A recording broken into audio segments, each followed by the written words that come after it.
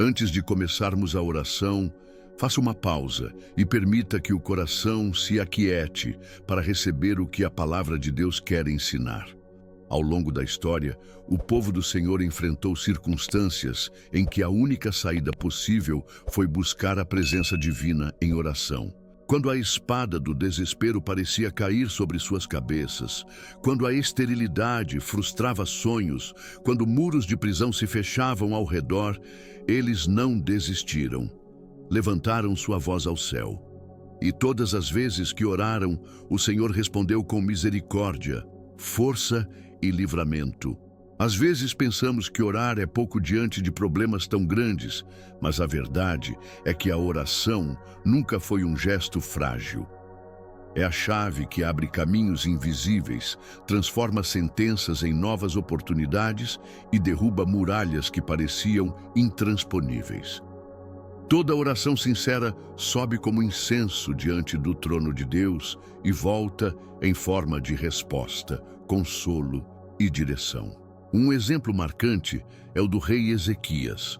O profeta Isaías trouxe-lhe uma mensagem devastadora.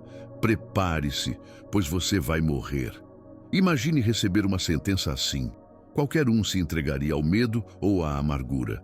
Mas a Bíblia revela outra atitude. Ezequias virou o rosto para a parede e orou ao Senhor. Ele não buscou apoio em pessoas, nem em riquezas, mas voltou seu coração totalmente a Deus. E o Senhor ouviu sua súplica, viu suas lágrimas e acrescentou 15 anos à sua vida. Esse testemunho prova que, mesmo quando tudo parece acabado, a oração pode mover a mão de Deus. Se você crê que a oração continua transformando destinos, escreva nos comentários. Amém. Outro testemunho poderoso é o de Ana, relatado em 1 Samuel capítulo 1. Ela tinha um sonho que parecia impossível: ser mãe. Ano após ano, enfrentava a dor da esterilidade. Seu coração estava pesado. Suas lágrimas eram tantas que já não conseguia se alimentar. A tristeza era visível até mesmo para seu marido, que tentava consolá-la, mas não conseguia preencher o vazio que ela carregava. Ana poderia ter se resignado, aceitado a esterilidade como destino final. Porém, em sua dor, ela escolheu buscar ao Senhor. Certa vez, no templo, Ana derramou sua alma diante de Deus. Orava com tanta intensidade que o sacerdote Eli pensou que ela estivesse embriagada. Mas não era isso. Ela estava desesperada. No auge de sua angústia, fez um voto. Se Deus lhe concedesse um filho, ela o entregaria totalmente para o serviço do Senhor. E Deus respondeu. O choro transformou-se em alegria quando Ana deu à luz Samuel, que mais tarde se tornaria um dos maiores profetas de Israel. A história de Ana nos ensina que oração não é sobre encontrar palavras perfeitas, mas sobre abrir o coração diante de um Deus que conhece nossas dores. Ela mostra que não há oração pequena demais ou sentimento insignificante para o Senhor. Ele não rejeita o coração quebrantado, pelo contrário, acolhe-o com amor e poder. Assim como Ana, podemos apresentar nossas lágrimas diante do altar e confiar que o Senhor transformará nossa dor em testemunho. Se você acredita que Deus ainda transforma lágrimas em milagres, escreva nos comentários, glória a Deus. Quando olhamos para Ezequias e para Ana, percebemos um padrão. Quando a vida os pressionou, a oração fluiu como resposta. E o mais precioso é que Deus não mudou. Aquele que ouviu Ezequias, acrescentando anos à sua vida, e que ouviu Ana, dando-lhe o filho tão desejado, é o mesmo Deus que está atento às nossas orações hoje. Ele é o mesmo ontem, hoje e será eternamente. Isso significa que se o Senhor respondeu no passado, também responderá agora, porque seu caráter permanece imutável. Mas muitas vezes, diante das lutas, deixamos que o medo nos paralise ou que a desesperança nos cale. Em vez de olharmos para cima, nos fechamos em silêncio.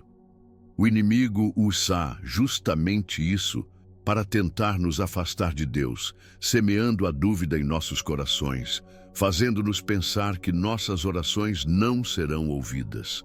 Ele sussurra que não adianta orar, que Deus não se importa, que Ele não virá em nosso socorro. Mas isso é mentira. A verdade é que a oração pode não remover o problema imediatamente, mas sempre libera a presença de Deus no meio dele. E onde a presença de Deus está, tudo pode ser transformado. Sua presença traz paz em meio ao caos, esperança em meio ao desespero, direção em meio à confusão. Orar não é apenas falar, é entregar o coração a quem pode todas as coisas. Se você deseja permanecer firme em oração, mesmo quando tudo parece contrário, declare nos comentários: eu creio. A Bíblia nos dá ainda outros exemplos de como a oração muda situações impossíveis. Lembre-se de Paulo e Silas na prisão.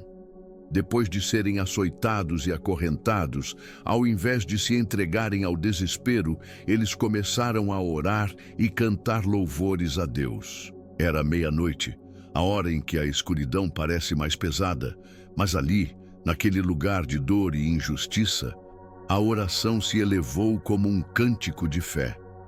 E então algo extraordinário aconteceu. De repente, um grande terremoto sacudiu os alicerces da prisão. As portas se abriram e as correntes de todos foram quebradas. Onde havia escuridão e aprisionamento, entrou a luz da libertação. Esse relato nos mostra que a oração não depende das circunstâncias, mas da fé. Paulo e Silas não oraram porque tudo estava bem, mas justamente porque tudo estava mal. Eles escolheram adorar quando não havia motivos aparentes. Essa escolha trouxe o sobrenatural de Deus à cena. Assim também é conosco. A oração não é um último recurso, é a primeira arma do cristão diante das batalhas. Ela muda o ambiente, fortalece o coração e abre espaço para que o poder do céu se manifeste na terra. Portanto, não permita que as dificuldades o calem. Se as cadeias da vida tentam te aprisionar, levante sua voz ao Senhor. A mesma mão que abriu as portas da prisão naquele dia é a que continua agindo hoje, pronta para libertar e renovar. Se você crê que Deus ainda abre prisões e quebra correntes, escreva nos comentários: liberdade em Cristo. Diante de tantos testemunhos, a mensagem é clara. A oração é o lugar onde o céu encontra a terra. Quando corremos para Deus em vez de fugirmos dele, descobrimos que não estamos sozinhos em nossas batalhas.